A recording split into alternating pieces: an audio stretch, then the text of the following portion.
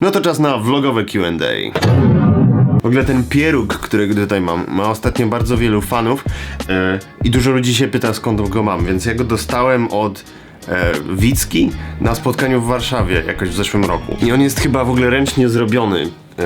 Jaka jest rola Kasi w waszej firmie? Ty nagrywasz, montujesz, dobierasz muzykę, czym zajmuje się Kasia? Kasia ma dwojaką rolę. Z jednej strony w przypadku produkcji wideo jest producentką, tak byśmy mogli powiedzieć, czyli zajmuje się organizacją wszystkich miejsc, pisze ze mną scenariusze, załatwia wszystkie rzeczy, pozwolenia, planuje produkcję ze mną, to strasznie dużo roboty. Z drugiej strony Kasia zajmuje się biznesem w naszej firmie, czyli nawiązuje kontakty z nowymi klientami. Jakie zauważasz różnice między sushi robionym w Japonii a tym w Polsce? Tutaj bardzo łatwo jest wpaść w snobizm i mówić, że to sushi w Japonii to jest oczywiście na kompletnie innym poziomie. W Japonii mają dostęp do bardzo wysokiej jakości, bardzo świeżych ryb. Lepszy jest też ryż. W Japonii zazwyczaj, jeśli myśli się sushi, to myśli się nigiri, czyli ten kawałek ryby na ryżu. Dużo mniej je się rollów, czyli maki. Sushi w Japonii jest generalnie nastawione na prostotę, znaczy ryba, ryż, wasabi, bez kombinowania. W naszej kulturze, gdzie nie ma takich dobrych ryb, no to się kombinuje i tak powstają takie różne tam California rolle i tak dalej. Czy zamierzasz dalej kontynuować swoją serię vlogasków i czy nie będzie to kolidowało z twoją pracą oraz z kanałem komediowym? W tym momencie świetnie się bawię prowadząc te vlogi i vlogi się strasznie szybko rozwijają. Stały się najpopularniejszym projektem teraz moim, więc trudno, żebym przestał je robić. Pamiętajcie, codziennie nowy odcinek. Można zasubskrybować kanał, to wtedy się dostaje tamte. Zamysł jest taki, żeby ten daily vlog był prawdziwy, w sensie pokazywało życie takie jakie jest. Jak mam nudny dzień, nic się nie dzieje, to będę kręcił, że mam nudny dzień i nic się nie dzieje. Tylko przy takim podejściu to jest jakby realne, żeby to utrzymać przez długi czas. Myślę, że taki był trochę błąd w przypadku The Waga Pies w zeszłym roku, jaki zrobiliśmy, że te filmy były zbyt intensywne, za dużo próbowaliśmy robić, no i trochę się na tym wyłożyliśmy, bo tak się nie da żyć po prostu. To jest moja wina swoją drogą, Kasia mi mówiła, że robimy to źle. Powiedziałeś kiedyś, że grałeś na imprezach breakcore'owych w Krakowie. Masz coś więcej o tym powiedzieć? Na breakcore'owych nie grałem. Ja miałem taki cykl swoich imprez. Nie pamiętam, jak one się nazywały. Minimalistic Thinking chyba. Z minimalem. I to było w Rentgenie krakowskim przez jakiś czas, ale krótko. Ja głównie się zajmowałem wizualizacjami, znaczy byłem VJ-em. I tak to swoją drogą był mój pierwszy kontakt z obróbką wideo, jak tam sobie wycinałem samplerki, wrzucałem to wszystko do tego. Resolum się nazywa?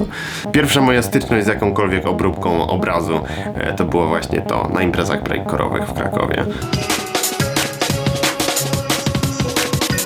Czy zamierzasz osiąść na chwilę w Polsce przed następnym wyjazdem na przykład do Ameryki? Teraz niedługo w czerwcu będziemy lecieć dużo się będzie działo. Będziemy praktycznie cały miesiąc poza Japonią.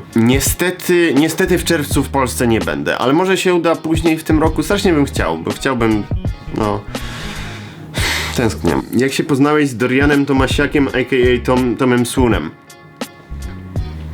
W sumie nie pamiętam, ktoś chyba napisał do mnie, że Tom Swoon to jest taki DJ, jak go nie kojarzyłem, szczerze mówiąc, ale on jeszcze nie był taki znany jak jest teraz, tak mi się wydaje. Zobaczyłem, że koleś jakiś w miarę chyba sensowny, to poszedłem i się z nim zobaczyłem i tak się poznaliśmy. Jak bardzo różni się wizerunek Japonii w naszym internecie od tego prawdziwego? No dużo jest pierdół strasznie na temat Japonii. Wydaje mi się, że same to moje filmy już trochę zmieniły. Wiecie, jak w Polsce jest tam 30 coś tam milionów ludzi, jakby to policzyć, no powiedzmy, że z milion ludzi gdzieś tam się otarło, może zobaczyło kawałek jakiegoś filmu o Japonii mojego. Więc ja ciągnę ten sznur w jedną stronę, a z drugiej strony jest taki TVN, co robi tam Szalone Tokio i oni ciągną ten sznur w drugą stronę. No zobaczymy za parę lat, kto będzie miał lepiej. Generalnie ludzie bardzo chcą widzieć w Japonii kraj bardziej szalony niż Japonia naprawdę jest. Ostatnio taki popularny jest obrazek taki motywacyjno-patriotyczny o tym, jak Japonia poradziła sobie z problemem muzułmanów i tam są straszne bzdury, w sensie, że w ogóle nielegalny jest islam w Japonii i tam jakieś straszne rzeczy chcą na tym memie i to jest jakby, że tak powinniśmy zrobić. Tymczasem to wszystko jest nieprawda w ogóle, co jest na tym tekście. Tu meczet jest na mojej ulicy kawałek dalej w Japonii. Czy miałeś stres, jak szedłeś pierwszy raz na siłownię? Nie jesteś raczej typem Packera. I czy na siłowni w Japonii jest inaczej niż u nas? Myślę, że siłownie w Japonii, czy w ogóle gdziekolwiek w Japonii jest bardziej intymnie, w sensie ludzie dużo bardziej szanują swoją prywatność i jakby nie zauważasz ludzi, których nie znasz, więc pod tym względem na pewno jest łatwiej.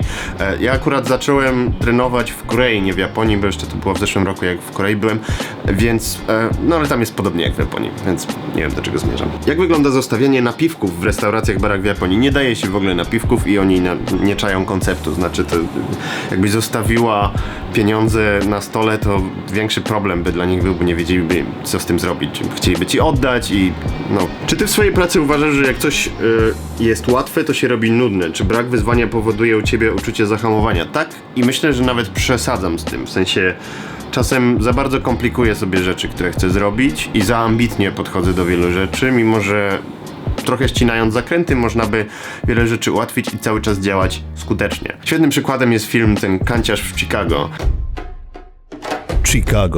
Jestem bardzo zadowolony z tego filmu, ale to było tyle pracy, żeby to wszystko ogarnąć, jakieś tam te segwaye, helikopter i tak dalej, i tak dalej. Strasznie to było przekombinowane, a wcale nie dostałem więcej pieniędzy za to, że tak zrobiłem, tylko po prostu chciałem tak zrobić. Wręcz przeciwnie, ja wydałem swoje pieniądze, żeby tam wynająć helikopter, więc no takim już jestem frajerem, że lubię robić ładne rzeczy. Czy mimo upływu lat i ogromnemu doświadczeniu odczuwasz presję? Czy nerwowo spoglądasz na ekran czekając na pierwsze opinie? Jak radzić sobie z presją i jak to uczucie przekuć w sukces, a nie w porażkę? Myślę, że ja się już przyzwyczaiłem do publikowania treści w internecie. Ja to robię strasznie długo.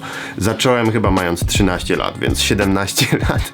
Nie mówimy o wideo oczywiście, bo to jeszcze było za wcześnie na wideo, ale jakieś tam teksty publikowałem. Jeszcze blogów nie było, była stronę domową, miałem homepage swój.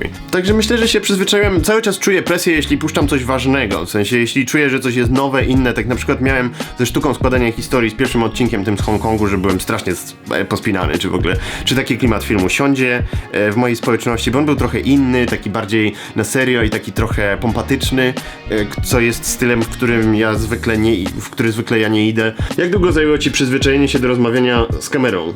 Nie jest to łatwe, zwłaszcza gdy ludzie naokoło gapią się na ciebie jak na kretyna i podśmiechują pod nosem. To jest właśnie łatwość robienia takich rzeczy w Japonii, bo w Japonii generalnie wszyscy mają manę na ciebie, nikt nie patrzy, znaczy ludzie patrzą, ale na tyle dyskretnie, że to w ogóle nie jest dyskomfortem żadnym. Jak Kasia w zeszłym roku kręciła vlogi w Polsce, do Łaga Pais, to mówiła, że tam właśnie to zaczęło być stresujące, bo ludzie się zaczęli gapić na nią i tak jakby... Polscy ludzie są mniej przyzwyczajeni, bo tutaj jakby w Japonii, czy na przykład w Stanach ludzie już...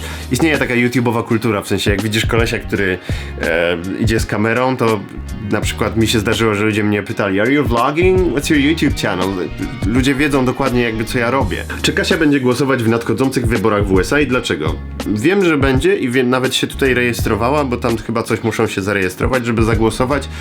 Będzie głosować oczywiście nie na Donalda Trumpa. Zachęcam wszystkich do głosowania zawsze, bo to jest trochę przerażające jest, jak o tym myślę, że frekwencja wyborcza strasznie zmienia jakby demokrację od strony ideologicznej, jakby ręce opadają trochę. Jak to się stało, że zmotywowałeś się do ćwiczeń, chodzenia na siłkę? Chętnie obejrzę oddzielny odcinek na ten temat. Zrobię oddzielny, natomiast w skrócie tylko powiem, że czułem się źle ze sobą. W sensie widziałem, że jestem grubasem już, nic mi się nie chciało, byłem niezmotywowany. Miałem taki plan w ogóle, że jak zacznę ćwiczyć, zrobię się taki bardziej fit, to wtedy nagram filmik, że to wszystko to jest ściema w ogóle, że jak jesteś bardziej fit, to czujesz się lepiej. Bo takie miałem wrażenie, że w sumie... Sticks, pepper paste. Yep, we're in Korea.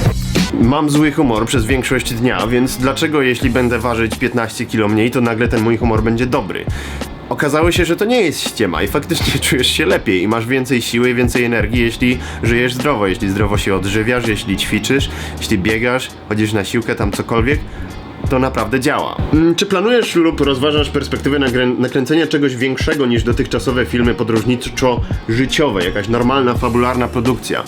Myślę, że nie. Krótka forma i mało skomplikowane filmy robione w zasadzie samemu, to jest coś, w czym ja czuję się naprawdę mocny. W momencie jakbym miał 10-osobową ekipę, dźwiękowca, w ogóle jakieś tam fiubździu, to by nagle przestało być inspirujące, przestałoby być fajne, bo byłoby takie samo jak wszystko inne. Mogłoby być lepsze wizualnie, ale nie imponowałoby wam na tej samej zasadzie, bo co to za skill zrobić coś ładnego, jak masz takie zasoby, prawda?